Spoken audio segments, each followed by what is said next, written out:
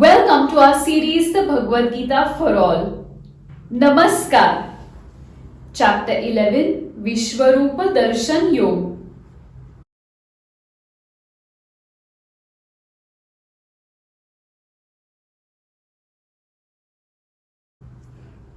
A fear expressed. At one point in their conversation, and as Shree Krishna revealed his cosmic form, Arjun expresses his fear. This time it wasn't the fear of the war or its outcome. Instead, it was the fear of Shree Krishna.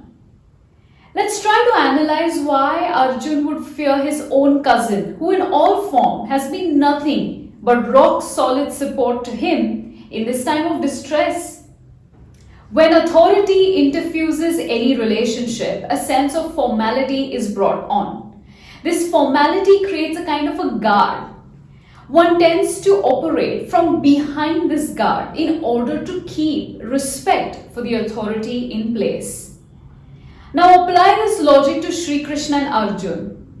Once Arjun found out that Shree Krishna is the Supreme, the Divine Lord, would he not be taken aback? Would he not refigure how he is to address the Lord?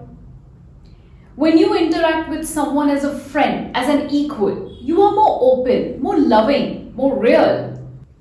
But if authority and formality were to step in, the same openness, the same love would be replaced with, say, a ceremonial respect. Surprisingly, that is true about love too. Love is all-encompassing, real, and innocent. But shadowed by the wrong of formality, how could one express oneself freely? And thus Arjun's admonition, which turned to fear. His apprehension was so strong that he was a bit discouraged. He wasn't nearly himself and could no longer have peace of mind. Let's take a bit of a detour here to decode fear. Fear is a primitive human emotion. It's a response you give to some perceived threat or danger. Irrational fear is termed as phobia. To cope with danger, your body takes up a fight or flight response. And we know what follows next. A heady mix of anxiety, worry, apprehension, and maybe anger too. Is putting up a brave face the only real response to any fear one feels? A blanket response can't be the only way out. How about we start at acceptance? Knowing that we're going to get knocked out a few times or that we'll be sailing choppy waters is a great way to tell yourself that there is nothing to actually fear. Part and parcel of the big game. Next is to be patient.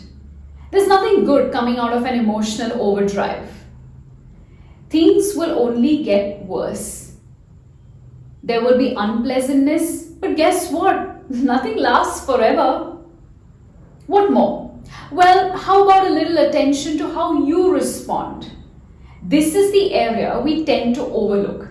And this is the area which you can control in its entirety. Your reaction is yours. Whether you're going to let the fear take control of you or the other way around is entirely your call. Let's get back to Arjun now. Seeing Shree Krishna's avatar with his teeth, the many mouths, the raging fire, Arjun's now asking for forgiveness, thinking that his once friend and once cousin is upset with him. The glory of Shree Krishna was such that Arjun was now witness to what the future held, witness to the next happenings in the great war, the Mahabharata. Of course, we know what happened since most of us have read the epic.